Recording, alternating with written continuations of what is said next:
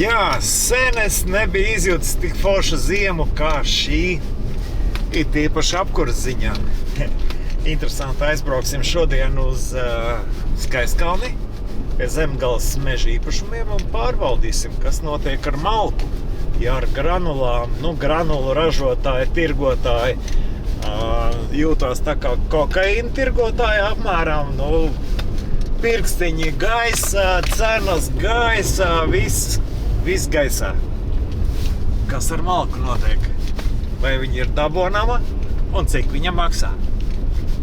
Fu, malka ir! Sveiks, Arvīd! Čau, Edgar! Laiks sabiezēt! Sabiezēt ar sniegu vai ar augstumu? Ar augstumu.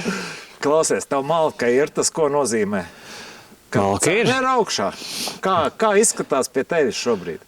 Nē, mums nav nekas augšā. Mums viss ir pa vecam. Kamēr apaļkoku cena turās tajā līmenī, kāda viņa ir bijusi, mēs spekulatīvi neko neceļam.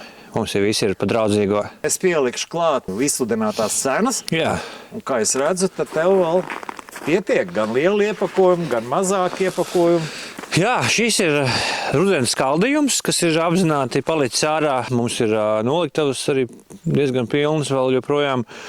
Un jā, ir apaļais materiāls, ziemas materiāls jau sagatavots, kuru mēs veiksmīgi sāksim zāģēt un varēsim arī klientiem piegādāt. Un arī te joprojām mums ir šie nomaļi, kas nemitīgi vairojās un ik pa laikam kādam aizvedās vai arī sašaldojās. Tā kā visa veida malkas veidi mums ir. Mums ir malka maisos, manuprāt, tā ir 2 eiro cena. Ja kāds man kaut kur parādīs, kad ir lētāk, tad es gatavs vēl cenu nolaist, bet patiesībā 40 litrīgais maiss pilns ar dēlīšiem pieliktiem sausiem, diez vai kaut kur būs lētāk. Malka ir un spekulācija šeit nav. Šeit nav. Mums malkas ir pietiekoši daudz.